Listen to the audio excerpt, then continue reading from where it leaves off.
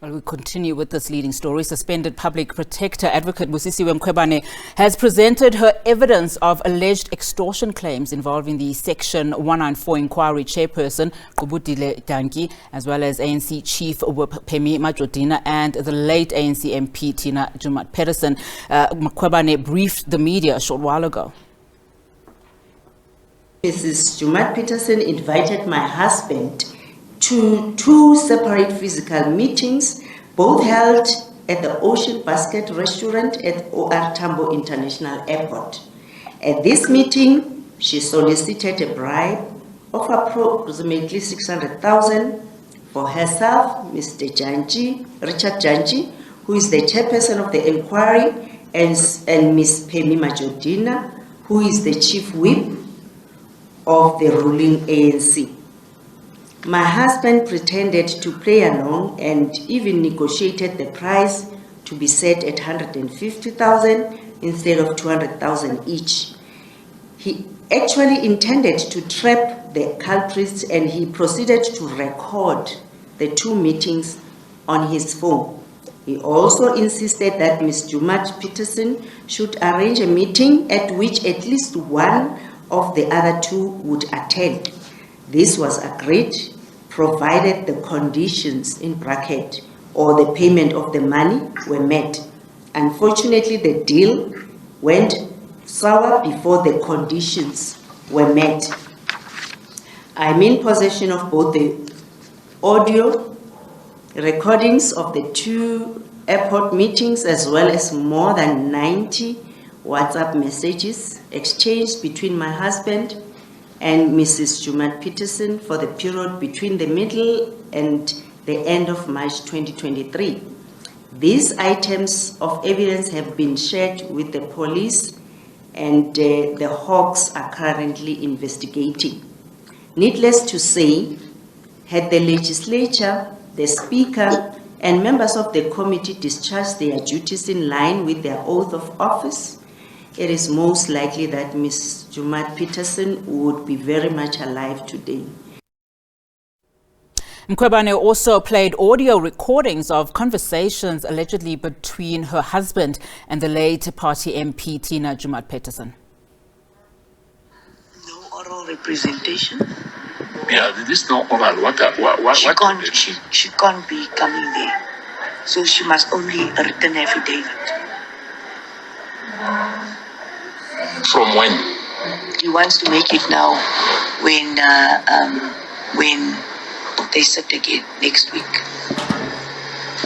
Yeah, that was the instruction they got, that if she doesn't get money, then she must just give a oral representation. That's what he told me. Or if they don't get money from the public protector's office, so they must do oral representation.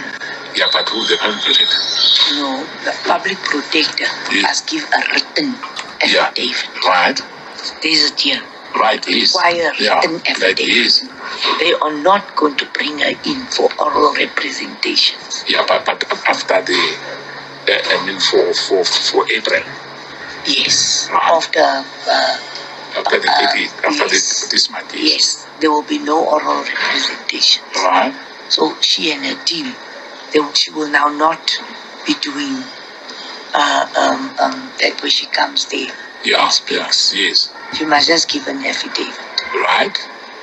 That was what they told him. And then the argument what I heard today, because I watched that thing today. Remember, there's closing argument. Yes. What are they going to do? They're saying the closing argument must be shorter, the time for the closing argument. I think it's recorded. I think I've got it on YouTube. Yes. Yeah. So the closing argument, they must have written closing arguments and reduce the days. But who's going to pay for that? No, that's why we're saying to you guys, go on another attack. Yeah. Go on another attack. Yeah, because remember, that legal team won't do it for free. No. They won't do it for free. No. They're saying they haven't achieved what he was supposed to achieve. Who says that? The chair. Oh, in the time. Yeah. It's my guy. My guy, man. So I say they don't achieve what they're supposed to achieve. Yeah. Right. All right, joining us now is our reporter Natasha Phiri. Natasha, you were at the media conference. In fact, you also posed some questions to the suspended public protector. Just talk to us about some of the key nuggets that you picked out from the proceedings. I mean, you were also in the room listening to some of those audio recordings. Definitely, Dyantyi, it was quite a lengthy, media briefing there by the suspended public protector, Advocate Busisiwe Mkhwebane. And of course, yes, like you've correctly said, we had an opportunity to actually listen to those, audio recordings of Mkhwebane's husband, Mr. Mandla Skosane, with the late, Tina Joemat-Pettersson. And Dyantyi, a lot of, things, a lot of tenants actually came out of this briefing. Of course, the suspended, Advocate Busisiwe Mkhwebane has now demanded that this inquiry actually be scrapped, that is actually investigating her fitness to hold office. Amongst the other demands that she's also making is that Mr. Richard Dyantyi, who's the chair of this inquiry, who's chairing the Section 194 committee, actually recuse himself.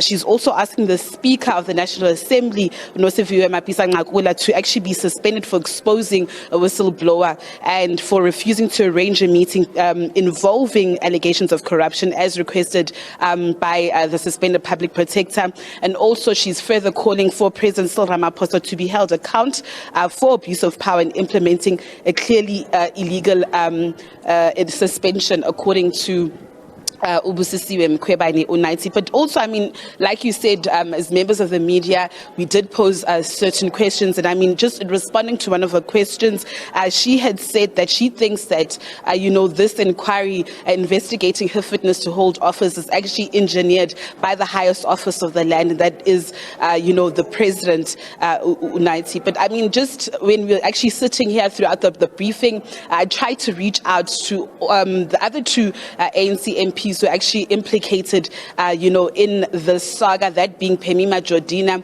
who's the ANC parliamentary chair. I beg your pardon, Chief Whip, and of course Mr. Richard Dyantyi, and of course Pemmy Majodina saying that she is overseas, but of course, there is no truth to what Busisiwe Mkhwebane had, actually said in terms of these allegations. She's also maintained this because when the story actually first came out, we actually reached out to her and she said that, listen, her hands are clean. She knows nothing about this because she does not even sit on, that committee, Dyantyi. She knows nothing about these allegations. At that time, the late Tina Joemat-Pettersson was still alive. She managed to actually call us as SABC News, saying that these allegations are false. But of course, they've provided, audio recordings of Mr. Skosane and the late Tina Joemat-Pettersson. Moving on to Mr. Dyantyi, Dyantyi unfortunately hasn't responded, but we also do hope to get a response from him later on. Of course, we know that this issue is now with the police, and of course they're investigating the matter, and of course hopefully they'll be able to provide more details as to how the investigating or the investigation, I beg your pardon, is actually going so far. And of course, we saw that Advocate Dalimpofu was there, and the issue of hearsay was mentioned by the media, who questioned, is this enough evidence, for the other two accused at least? Because we know that, the late Tina Joemat-Pettersson is not alive today to defend those accusations that we saw today. And of course, through those audio clippings, we didn't hear or we didn't see any reference, in fact, because we also got some transcripts of those text messages made mention of Pemmy Majodina as well as Qubudile Dyantyi. So what did he have to say around, those questions around hearsay? definitely there was that issue of hearsay, but Dyantyi, I'll also share the audio recordings with you. And some audio recordings, unfortunately, it wasn't quite audible because of the room that we're in, but the late Tina Joemat-Pettersson did actually mention the names of Dyantyi and Pemmy Majodina. Somewhat, it was as if she was actually sent by them, but of course we will provide those audio recordings. But of course the issue of hearsay did come up, and journalists also did ask that, listen, but how could you actually implicate or how could you actually verify that indeed Pemmy Majodina and Mr. Richard Dyantyi was also actually involved in this very said issue? And of course the suspended advocate Busisiwe Mkhwebane had said that, listen, the proof is all in the audio, and of course we as journalists should actually investigate this matter and take it further. But of course we are still waiting for the response there of Mr. Richard Dyantyi, and hopefully as SABC News he will talk to us. But of course the response there by Pemmy Majodina is that she knows nothing about this. Actually, if I could actually read the very said text that she actually sent me, Dyantyi, just hold on a second. I just ask for your patience, our viewers. Basically, Dyantyi, this is what she actually said in a WhatsApp text. She says, "Hi, Natasha. I shall never entertain wild allegations thrown by the suspended public protector. I'm busy leading a multi-party delegation of Chief Whips Forum in Ireland. I did not even hear her. Let her say whatever makes her feel good. My stance, I still stand with my stance. I know nothing about this. Finish and clear." And I see a message here also coming through from Mr. Dyantyi. Okay, well, he said not on hearsay. So I guess that is his response to us on SABC News. But both maintaining their innocence, saying that they actually know nothing about this. So we actually hope to dig further into this issue. Of course, we also will be reaching out to the police who are actually investigating this matter. We do also understand that there is actually more audio clips that is held by Mr. Mandla Skhosana, who says in due time he actually will, release them to members of the media. But of course, as SABC News, we will be sharing this with members of the public as well, so that they could actually hear the audio and, of course, judge for themselves. Dyantyi.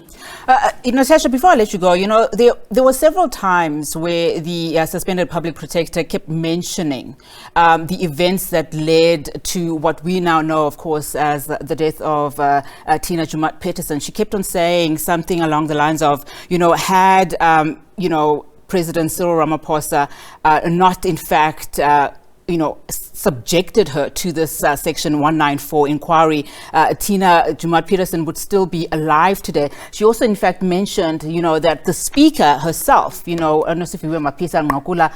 the speaker agreed to a meeting that I requested, the former minister would be alive today. And the third point that she mentioned that reference to was when she said that the three arms of the state failed her, Busisiwe Mkhwebane, and essentially was central to the death of the late Tina Joemat-Pettersson. And she was, in fact, asked, we don't know the cause of her death. Why is she referencing and making reference of that? What did she have to say? Well, definitely, Dyantyi. That's actually quite a pertinent, points that she actually raised. She kept on saying that had it not been, for the three arms of the state that actually failed her, maybe, the late Tina Joemat-Pettersson could have been alive. We also heard one of the journalists asking that, does she know the nature of, the death or what actually led to her death? And the public protector wasn't so clear on that, but honestly putting this whole issue, at the blame, at the center, perhaps also indicating there that this may have been something that actually led, through to her demise and to her death. And also maybe the WhatsApp messages, if you actually, go through them. I mean, the conversations that she had with Mr. Mandla Skhosana when he had said that, listen, I'm going to expose this issue. I'm going to, the media about this. And she had said that, listen, this will destroy me. So these are just some of the things that also just came out here. But of course, yes, a lot actually came out of this briefing.